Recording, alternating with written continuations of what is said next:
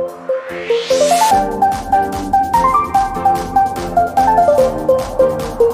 अस्सलाम वालेकुम स्टूडेंट्स, ये हमारा second lecture 10th class physics chapter 10 का सेकंड लेक्चर। फर्स्ट लेक्चर के अंदर हमने motion for mass attached to a spring ये टॉपिक स्टार्ट किया था और इस टॉपिक की हमने रिलेटिव टर्म्स को यानी इसकी जो बेसिक्स हैं उनको समझने की कोशिश की थी। लेकिन मैंने आपसे लास्ट टाइम भी डिस्कस किया था, ये बेसिकली लॉन्ग क्वेश्चन है। ये पेपर में किस तरह से पूछा जाता है? क्वेश्चन पेपर में इस तरह से आता है कि डिफाइन सिंपल हार्मोनिक मोशन को डिफाइन करें, और दूसरी चीज़ ये बताएं कि prove that motion for mass attached to a spring is simple harmonic. कि जो motion for mass attached to a spring है, ये जो सिस्टम है ये सिंपल हार्मोनिक मोशन को फॉलो करता है। अब हमने सबसे पहले इस क्वेश्चन का जो पहला पार्ट है जिसमें हमें ये देखना है कि डिफाइन सिंपल हार्मोनिक मोशन। तो सिंपल हार्मोनिक मोशन की डेफिनेशन कहाँ लिखी हुई है बुक के ऊपर, पहले हम वो देखेंगे। देख लेते हैं। आप स्टूडेंट्स पेज नंबर 5 पे आएंगे। पेज नंबर 5 के ऊपर आप नोट करें, यहाँ पर आपके पास ये सिंपल हार्मोनिक मोशन की डेफिनेशन लिखी हुई है। लिखा हुआ है simple harmonic motion occur when a net force is directly proportional to the displacement from the mean position and is always directed towards the mean position. Students, ये basically simple harmonic motion की definition है जो कि मैंने highlight की है। Simple harmonic motion में body जो है उसकी जो मूवमेंट है वो डायरेक्टली प्रोपोर्शनल होती है आपकी नेट फोर्स के। यानी सिंपल बात कहूँ तो जितनी ज़्यादा फोर्स लगाएंगे उतना ज़्यादा डिस्प्लेसमेंट होगा, कम फोर्स लगाएंगे कम डिस्प्लेसमेंट होगा, ज़्यादा फोर्स लगाएंगे ज़्यादा डिस्प्लेसमेंट होगा। और बॉडी की मोशंस जो है स्टूडेंट वो हमेशा मीन पोजीशन की तरफ होती है। बॉडी इसका मतलब है कोशिश करती है कि वो अपनी मीन पोजीशन की तरफ जाए, यानी बॉडी अपनी मीन पोजीशन पर बार बार जाने की कोशिश करती है। ये वर्ड बार बार रिपीट होगा। तो हमें सिंपल हार्मोनिक मोशन में पता चला कि नेट फोर्स जो है वो डायरेक्टली प्रोपोर्शनल है किसके डिस्प्लेसमेंट के, यानी ज़्यादा नेट फोर्स ज़्यादा डिस्प्लेसमेंट, कम नेट फोर्स कम डिस्प्लेसमेंट। और बॉडी की मोशन ऑलवेज डायरेक्टेड टूवर्ड्स होती है मीन पोजीशन की। सो स्टूडेंट्स, ये तो आपके पास हो गई सिंपल हार्मोनिक मोशन की डेफिनेशन जो कि आपको याद करनी है सेम वर्डिंग में, ऐसे ही इधर से ही याद करनी है आपने। फिर क्वेश्चन का जो दूसरा हिस्सा है वो ये था कि prove that motion for mass attached to a spring is simple harmonic motion. इसके लिए आपको एक्सप्लेनेशन पे आना पड़ेगा। उसके लिए आपको पेज नंबर प्रीवियस पेजेस के ऊपर जाना पड़ेगा, जिसमें मैं पेज नंबर 3 के ऊपर आया हूँ। ये देखें, यहाँ से स्टार्ट होता है इनिशियली। और इसके लिए आपको ये फिगर भी बनानी पड़ेगी जो कि मैं यहाँ पर शो ऑफ हो रही है फॉर इन्फॉर्मेशन में। आपके पास ये फिगर्स हैं। इसके लिए आप एक पिछले पेज पे चले जाएं, पेज नंबर 2 के ऊपर। पेज नंबर 2 के ऊपर 3 फिगर्स हैं, एक ए, एक बी और एक सी। ये 3 फिगर्स भी आपको बनानी पड़ेंगी इस एक्सप्लेनेशन के साथ। स्टूडेंट्स, एक्सप्लेनेशन स्टार्ट होती है यहाँ से जहाँ से मैंने स्टार्ट किया है। लिखा हुआ है initially the mass m is at rest at mean position O। Students, mean position O पर जो है, ये मीन पोजीशन है O, ठीक है। इस पोजीशन पर जो मास है वो रेस्ट पोजीशन में है, अभी किसी किस्म की कोई फोर्स नहीं लगाई। And the resultant force of a mass is 0, और रिजल्टेंट फोर्स भी 0 है। बॉडी रेस्ट में है, उसके ऊपर किसी किस्म की फोर्स नहीं अप्लाई हो रही, तो बॉडी अपनी जगह पर मौजूद है और रिजल्टेंट फोर्स भी 0 है। Next, suppose the mass is pulled through the distance x up to extreme position A।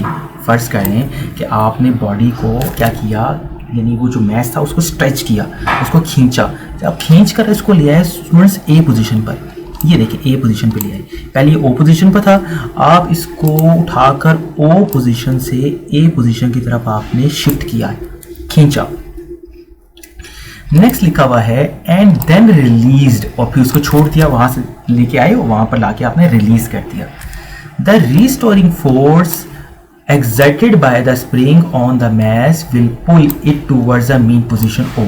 Students मैंने आपको रिस्टोरिंग फोर्स के बारे में बताया था। जाहिर सी बात है जब उसको खींचेंगे तो स्टूडेंट्स आप अपनी मस्कुलर एनर्जी का इस्तेमाल करेंगे। जब आप अपनी मस्कुलर एनर्जी का इस्तेमाल करेंगे तो आपकी मस्कुलर एनर्जी बेसिकली आपकी स्प्रिंग के अंदर और आपकी जिसका आपका बॉडी जिसका मैस m है उसके अंदर सेफ हो गई होगी।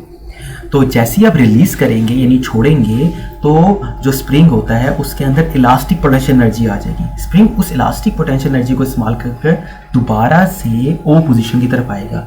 ये जो इलास्टिक पोटेंशियल एनर्जी का वर्ड इस्तेमाल किया है स्टूडेंट्स मैंने, ये बेसिकली रिस्टोरिंग फोर्स है, यानी आपकी लगाई गई फोर्स जो है स्प्रिंग के अंदर सेफ हो गई रिस्टोरिंग फोर्स की सूरत में, और स्प्रिंग जो है उस एनर्जी को इस्तेमाल कर दोबारा से ए पोजीशन से ओ पोजीशन की तरफ मूव करेगा।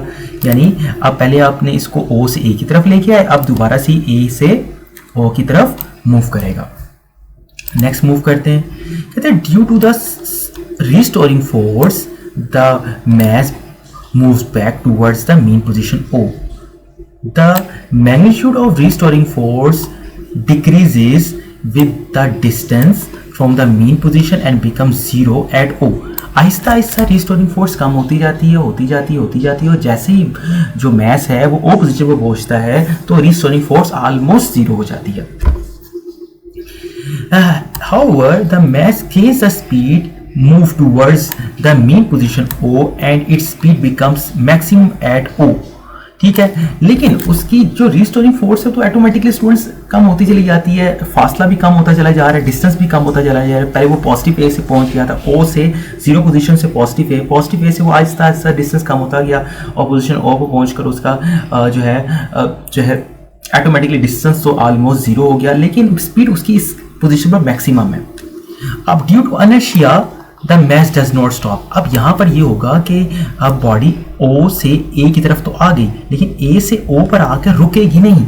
ये यहाँ पर आके बॉडी ऐसा नहीं है कि रुक जाएगी स्टॉप हो जाएगी, बल्कि वो ओ से होती हुई किस पोजीशन पर जाएगी, वो ओ से होती हुई पोजीशन माइनस ए की तरफ मूव करेगी, नहीं बैक मूव करेगी। आगे लिखा हुआ है इन्होंने कि position O but continues its motion and reaches the extreme position B, और एक्सट्रीम पोजीशन बी की तरफ मूव करेगी। इस पोजीशन को हम बी का भी नाम दे सकते हैं स्टूडेंट्स और ये माइनस ए का भी नाम दे सकते हैं, ये आपकी मर्जी। लिखा हुआ है as the mass moves from the mean position O to extreme position B the restoring force acts on it to the mean position and steadily increases its in strength.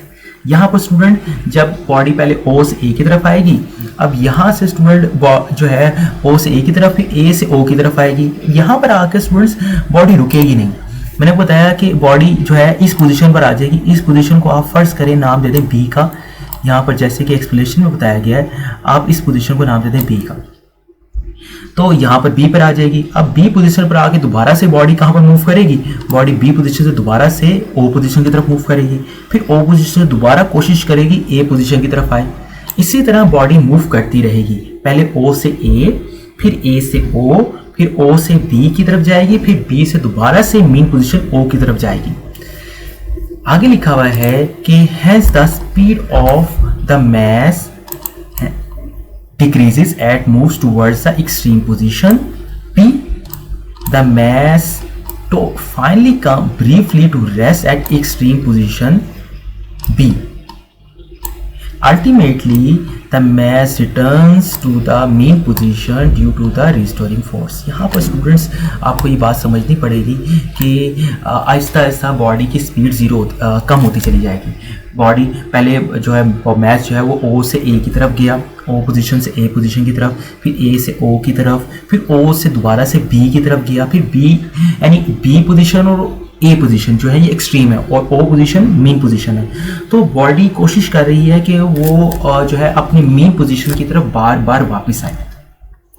यहाँ पर स्टूडेंट्स जो है कुछ और चीज़ें हैं जो कि उसने यहाँ पर अंडरलाइन की हैं। कहता है this process is repeated and the mass continues to oscillate back and forth towards the mean position O. ये प्रोसेस रिपीट होता रहेगा। बॉडी हमेशा कोशिश करेगी कि वो अपनी मीन पोजीशन की तरफ आए, एक्सट्रीम पोजीशन ए से मीन पोजीशन ओ की तरफ या एक्सट्रीम पोजीशन बी से मीन पोजीशन ओ की तरफ। लिखा हुआ है कि such a motion of a mass attached to a spring on a horizontal frictionless surface is known as simple harmonic motion.